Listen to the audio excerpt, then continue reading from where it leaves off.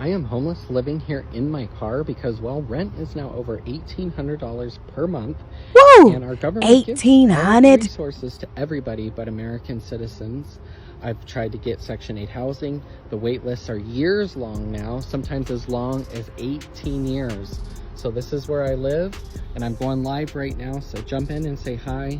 Please let me know in the comments if you have any questions or whether you've ever experienced homelessness. Thanks for watching, everybody. Bye.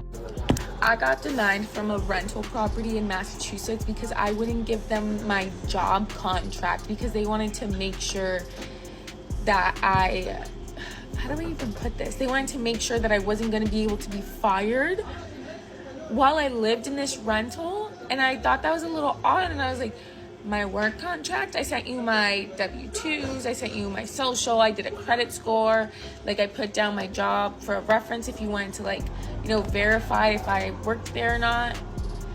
But you drew the line because I said it was weird for you to ask me for my job contract. Honestly, it doesn't look like I'm gonna be finding a rental anytime soon, and I might just be living in a basement for the rest of my life because what the fuck is this criteria, Massachusetts? That's crazy. I just got my rent increase. Guess how much? Guess how much more they want from me? For no updates, no changes, no nothing. Building's exactly the same. 10.4% increase. 10.4%. Mind you, the average in New York for non-stabilized units is about 5.6% this year. So obviously I will be negotiating, but at this point I feel like New York has told me it's time to go like multiple times over the last few years. So yeah, New York will tell you that. They'll let you know, because New York is so expensive. And I guess people from outside states feel that way, and hell, she's there and feel that way. New York is up there. I'm from Georgia, okay? So we see stuff like that. We like, how much I pay for a 1-bedroom? No. Because ours probably running 12. Oh, big difference, huh? On top of my over $200 Con Ed bill that I got this week is just kind of the nail in the coffin, I fear. And I know a lot of people will be happy to hear this because just another transplant getting out of here. Potentially, we'll see. I love it here, but at what point do I get sick of just surviving and not living, you know? All right, guys, so I think we need to talk about how severe the housing crisis has become in America and how severe housing and rent prices with inflation are becoming to where people are literally risking being unhoused.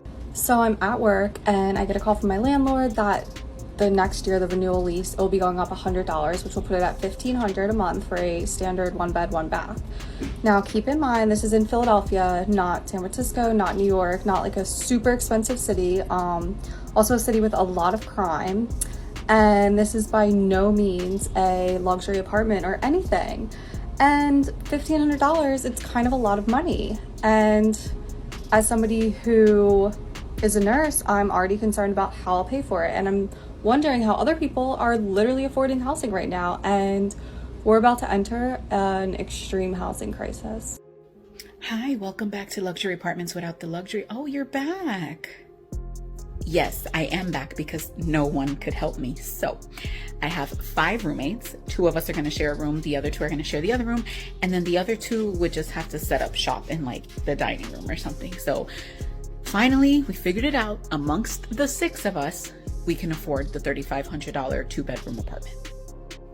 Oh, that's so sweet. Unfortunately, you can't have 6 people in a 2-bedroom apartment, so you wouldn't qualify.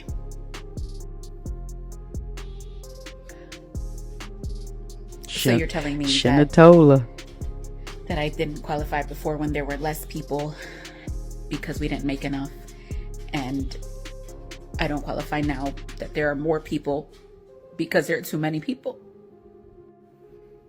Exactly. Okay, so let me get this straight. Let me just run it down really quickly. I don't qualify for luxury because I don't make enough. I don't qualify for low income because I make too much. I don't qualify for public assistance because I'm $3 over the limit. I don't qualify for Tent Palace because there's a 6-year waiting list.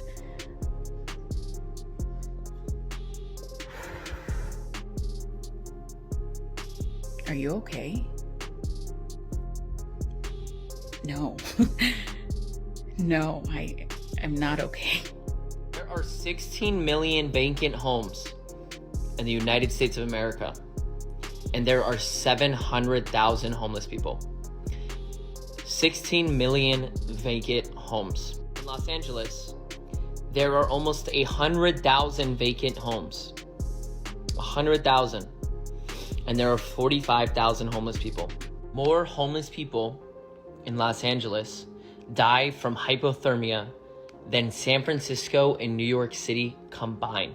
The housing crisis is an intentional policy.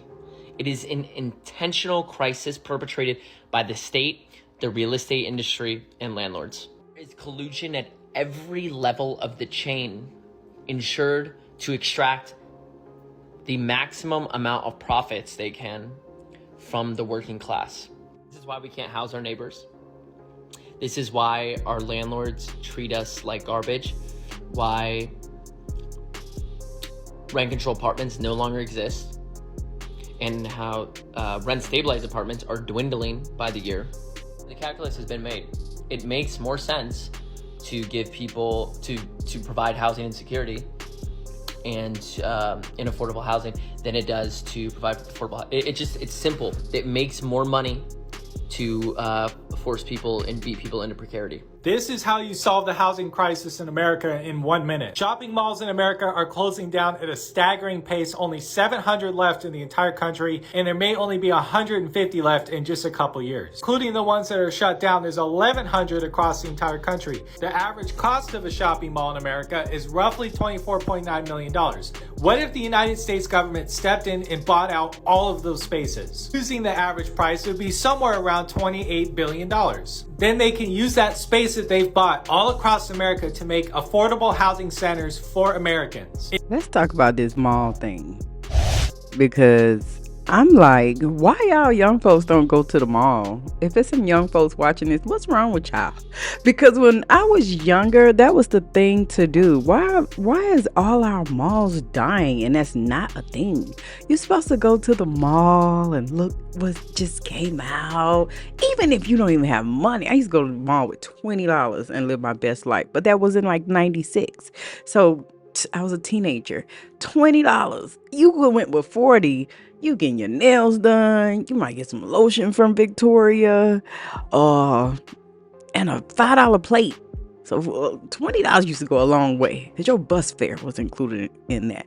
So with $20, I could buy me like a $5-6 plate back then. Pay for my bus fare. That was $3. So we had $9. We got $11 more. $11. I can go to Rainbow, get me 2 shirts for $3 each. That was $6. We only got $5 more left. Let's see what we do with that $5. Man, I want a slushie. $3. Got $2 left. Ooh, I bought some candy. I got myself back home.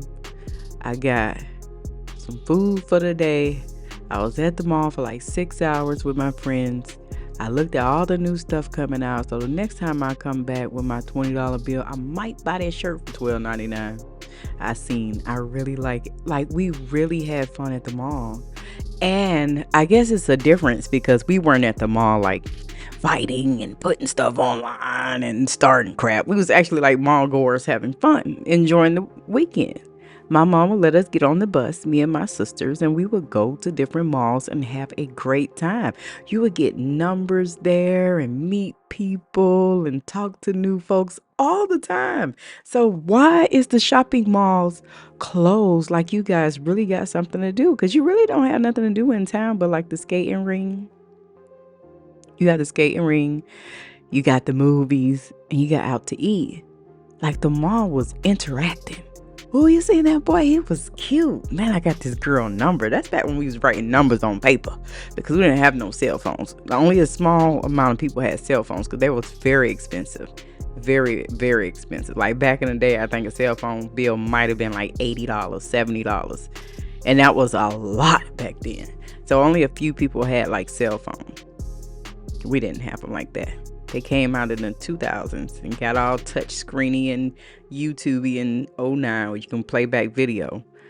But I don't understand. The mall used to be where it's at, but now we can't get nobody to go to the mall. I done jumped all the way off topic talking about the mall because I don't understand why the young kids today don't go there and behave and have a good time and then live their best life and put those memories out. That's why they got those abandoned videos of like abandoned malls, because it's so sad. Like history, people my age is going through the mall now like, oh, I remember when this store was here. Oh, I remember when this was doing great. And it's just a mess now. So I don't know. Let's get back to this housing crisis.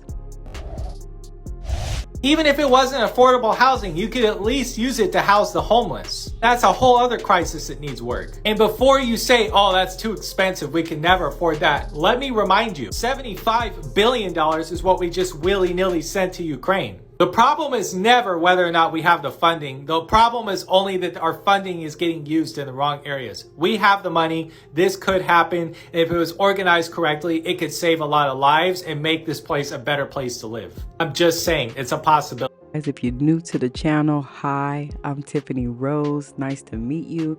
Today we were just talking about how the American housing crisis is jacked to the ceiling right now. It's crazy. But make sure to check out my other videos. Have a good day. And we go get it together one day, y'all. Hopefully, I'm out. If you are a believer, you're born again, you are called to be a watchman or watchwoman or watch person, doesn't matter. So, it means you are someone who's to behold, to look up